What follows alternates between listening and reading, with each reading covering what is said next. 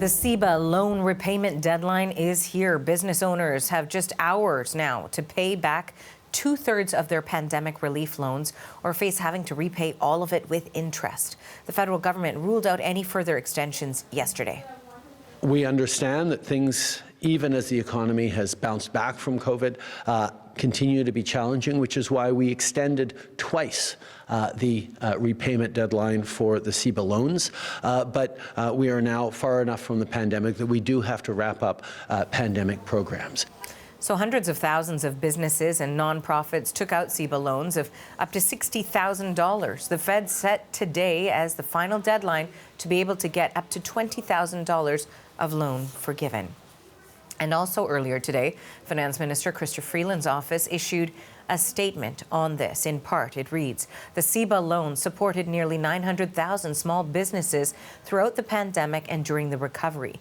As of January 15th, we estimate that nearly 70% of CEBA loan recipients had repaid and benefited from the partial repayment. Okay, so for those who have not repaid the CEBA loan in part or in full, this is no doubt a stressful day. The CBC's Scott Peterson has more on the decisions that hundreds of thousands of business owners are now facing. So what this means is if people have borrowed up to $60,000, that was the maximum amount small business owners were able to get from the CEBA loan program from the federal government. $40,000 of that needs to be paid back today for small business owners, to be able to have the $20,000 loan forgiveness wiped off the books. And that was probably a big incentive why people accepted these loans in the first place from the federal government. But today is the deadline day to pay that back. And for a lot of small business owners pinched by margins and higher costs are having a lot of trouble just meeting bills month to month, never mind coming up with additional money. So here's one worst case scenario from one business owner. Quite honestly, the businesses are doing just great.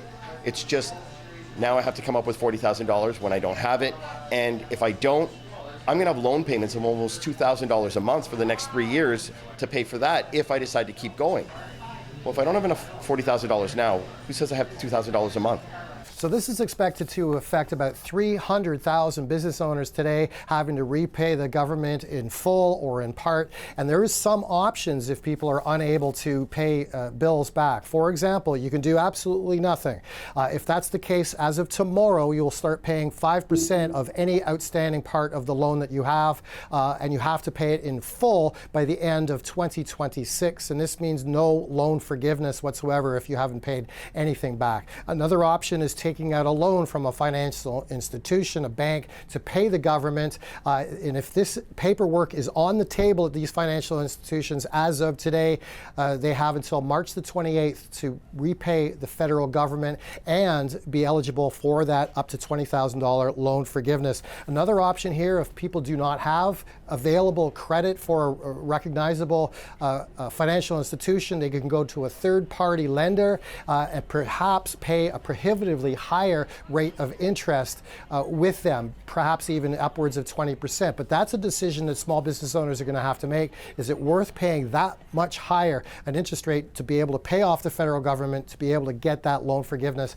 So there's a lot of decisions having to be made today by small business owners, a lot of anxiousness out there, but today is the deadline to repay the federal government.